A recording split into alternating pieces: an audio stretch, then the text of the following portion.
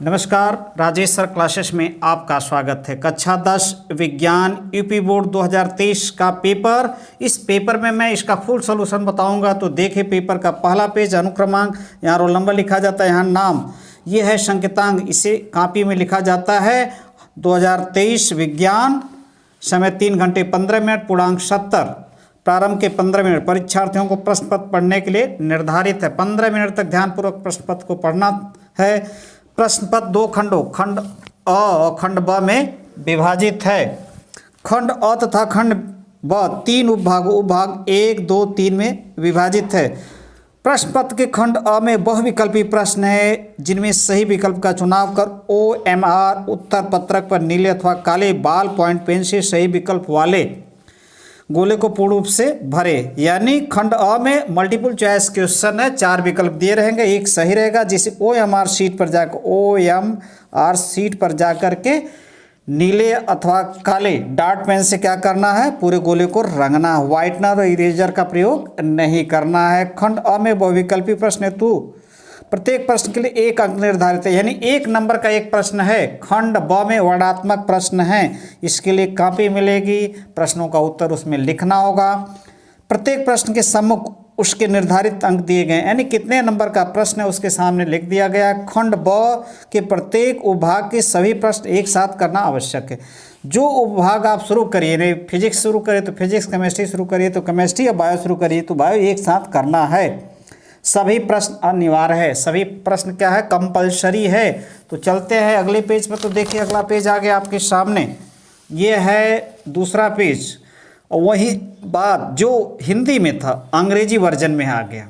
तो अंग्रेजी मीडियम के छात्र स्क्रीनशॉट लेकर समझ सकते हैं कि क्या लिखा गया, वही हिंदी में है, वही अंग्रेजी में लिख दिया गया। अब शुरू होता खंड ए, पार्ट ए, बहुविकल्पी प्रश्न, मल्टीपल चॉइस टाइप क्वेश्चन, उपभाग 1, सब सेक्शन 1, यानी यहाँ से शुरू होगा क्या आपका फिजिक्स। प्रकाश के परावर्तन के नियम सदैव सत्य होते हैं, केवल अवतल दर्पण के लिए, केवल उत्तल दर्पण के लिए, केवल समतल दर्पण के लिए, इनमें से सभी।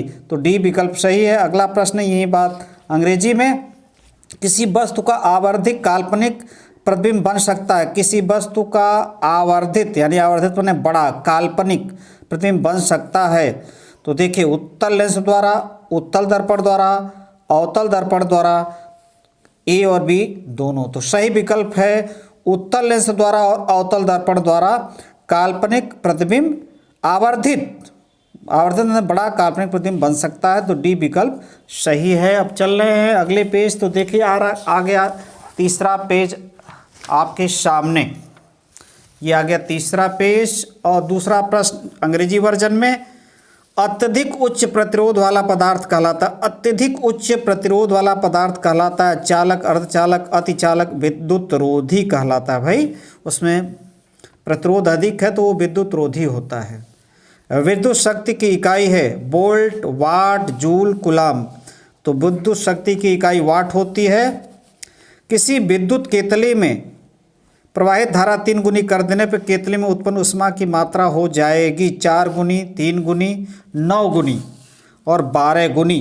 तो पांचवा में जो H होता है, ये होता I² RT।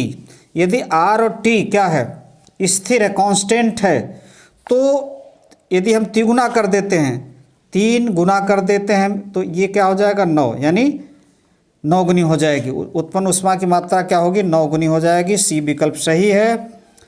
एक व्यक्ति दूर स्थित वस्तुओं को स्पष्ट रूप से देखने में असमर्थ है। एक व्यक्ति दूर स्थित वस्तुओं को स्पष्ट रूप से देखने में असमर्थ है, उसके नेत्र में कौन सा दोष है, यानी दूर की वस्तु वो नहीं देख सकता, निकट की वस्तु देख सकता है, तो उसमें निकट दृष्टि दोष है। कौन सा दोष है, निकट दृष्टि दोष है। और सातवां, एक अवतल दर्पण किसी वस्तु का वास्तविक उल्टा और अत्यधिक छोटा प्रतिबिंब बनाता है। एक अवतल दर्पण किसी वस्तु का वास्तविक उल्टा अत्यधिक छोटा प्रतिबिंब बनाता है। वस्तु की स्थिति होगी फोकस पर, ध्रुव और फोकस के बीच, वक्रता केंद्र पर, तो उसी के बराबर अनंत पर। यदि अनंत पर वस्तु है तो वास्तविक उल्टा अत्यधिक छोटा प्रतिबिंब बनेगा। अब चलते हैं अगले पेज पर। तो देखिए, अगला पेज आ गया आपके सामने। तो अगला पेज, इसका अर्थ है कि चौथा पेज, तो देखिए चौथा पेज, वहीं 7वां प्रश्न किस में है, हिंदी में है। कार्बन को वायु में जलाने पर कार्बन डाइऑक्साइड गैस का बनना उदाहरण है संयोजन अपक्रिया का, विस्थापन अपक्रिया का, द्विविस्थापन अपक्रिया का, वियोजन अपक्रिया का। तो संयोजन अपक्रिया का उदाहरण है कार्बन ऑक्सीजन से संयोग करता है और कार्बन डाइऑक्साइड गैस बनाता है। जिंक चूर्ण पर तनु सल्फ्यूरिक अम्ल की अपक्रिया से गैस निकलती है। जिंक चूर्ण पर तनु सल्फ्यूरिक अम्ल की अपक्रिया से कौन सी गैस निकलती है भाई? हाइड्रोजन गैस निकलती। ए विकल्प सही है। सामान्य तापक्रम तथा दाब में द्रव के रूप में पाई जाने वाली धातु, सामान्य तापक्रम तथा दाब में द्रव के रूप में पाई जाने वाली अधातु ब्रोमीन है। और है प्रोपेनोन में क्रियात्मक समूह, प्रोपेनोन में क्रियात्मक समूह सी, प्रोपेनोन में क्रियात्मक समूह क्या है? सी विकल्प से। ये अब चलते हैं अगले पेज पर। तो देखिए 5वां पेज आ गया आपके सामने, यह है 5वां पेज और ये 12वां प्रश्न है आपके सामने। Column A column B, aldehyde, ये संतुलित सुमेलन करना है। एल्डिहाइड, तो देखिए ये एल्डिहाइड है। और एल्काइन, एल्काइन जिसमें 3 बॉन्ड होते हैं, तो एल्काइन ये है। कार्बोक्सिलिक अम्ल ये वाला है। और एल्कोहल, हेलो एल्को, ये डी है। तो देखिए ए से बी सही, बी से डी, सी से ए, यानी डी विकल्प सही है, डी विकल्प सही है। अब चलते हैं 13वें प्रश्न पर। तो देखिए 13वां प्रश्न आ गया। कार्बन परमाणु की संयोजकता होती है भाई 4 होती है। अब चलते हैं अगले पेज पे। तो देखिए अगला पेज 13वां प्रश्न, वैलेंसी ऑफ कार्बन, यानी अंग्रेजी में। 14वां देखिए उपभाग 3 यानी जीव विज्ञान शुरू हो गया। वह जैव प्रक्रम जिसके द्वारा हानिकारक पदार्थों का निष्कासन शरीर से होता है, वह जैव प्रक्रम जिसके द्वारा हानिकारक पदार्थों का निष्कासन शरीर से होता है, जनन, उत्सर्जन, पाचन, परिसंचरण, उत्सर्जन होता है। 15वां प्रश्न, प्रकाश संश्लेषण के दौरान निम्न में से कौन सी एक क्रिया नहीं होती है? प्रकाश संश्लेषण के दौरान निम्न में से कौन सी एक क्रिया नहीं होती? क्लोरोफिल द्वारा प्रकाश ऊर्जा का अवशोषित करना होती है भाई। प्रकाश ऊर्जा को रासायनिक ऊर्जा में परिवर्तित करना ये भी होती है। कार्बन डाइऑक्साइड कार्बोहाइड्रेट में अपचयन ये भी होता है। 15 का डी ये नहीं होता है। ग्लूकोज का पाइरुविक अम्ल में विखंडन ये नहीं होता है।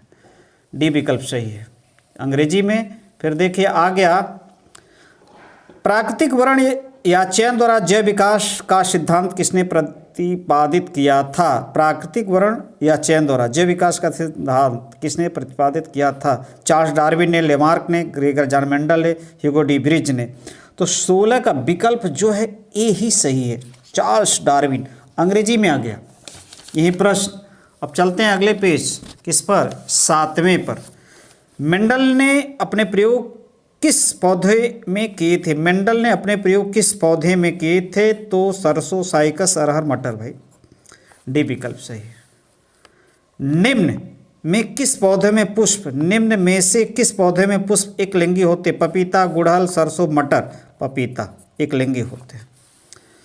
मादा जनन तंत्र के किस भाग में कापट्टी स्थापित किया जाता है? अंडाशय, अंडवाहिनी, गर्भाशय, योनि। सी ठीक है, 19 का सी सही है। किण्वन के बारे में निम्न में से कौन सा कथन सत्य नहीं है? यह ऑक्सीजन की अनुपस्थिति में होता है, सही है। यह प्रक्रम सामान्यतः ईस्ट में होता है, यह भी सही है। इस क्रिया में पाइरुवेट या पाइरुविक अम्ल, कार्बन डाइऑक्साइड, इथेनॉल, सही है।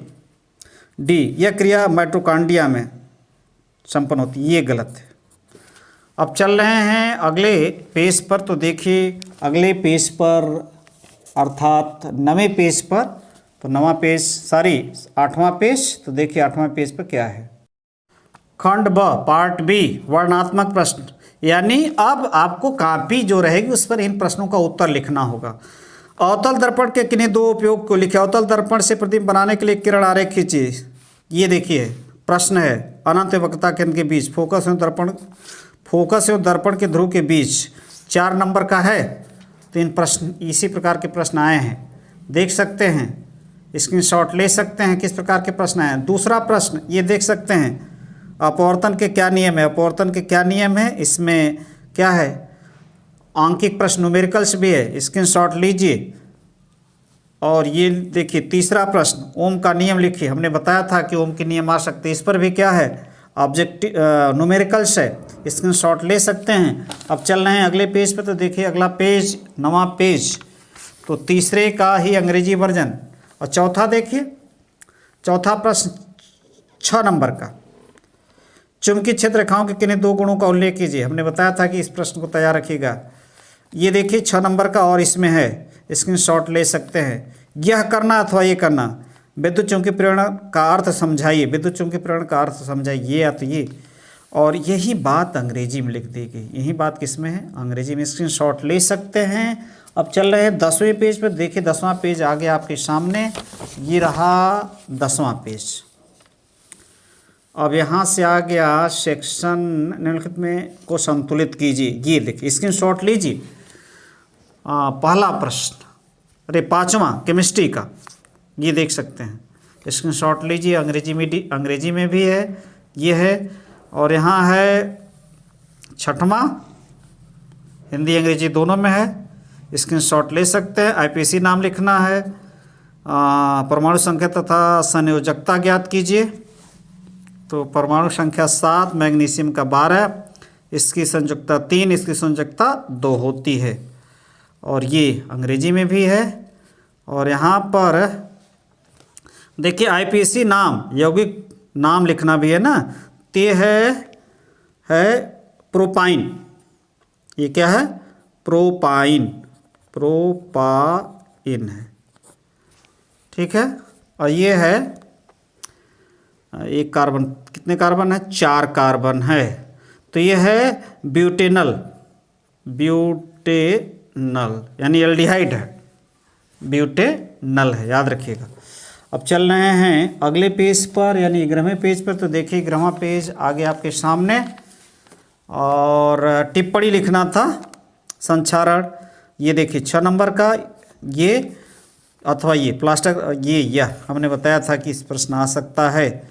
और देखिए 3 नंबर का ये, 3 नंबर का ये, या ये करना या ये दोनों करना है, स्क्रीनशॉट ले सकते। देखिए और यही बात अंग्रेजी में लिख दी गई है। अब आ गया भाग आपका कौन सा, 3, यानी जीव विज्ञान। पोषण किसे कहते हैं, पोषण अंग्रेजी में 4 नंबर का। अब देखिए ये 4 नंबर का अंग्रेजी हिंदी दोनों में है, अंग्रेजी हिंदी दोनों में है। अब चल रहे हैं अगले पेज पर। और अगले पेज यानी अंतिम पेज भी है, तो देख सकते हैं ये आपका अंतिम पेज है। मानव के लिंग निर्धारण प्रक्रिया का विस्तार से वर्णन कीजिए। देखिए 4 नंबर और ये 6 नंबर, या यह करना या तो ये करना है। और यही बात अंग्रेजी में लिख दी गई। नमस्कार।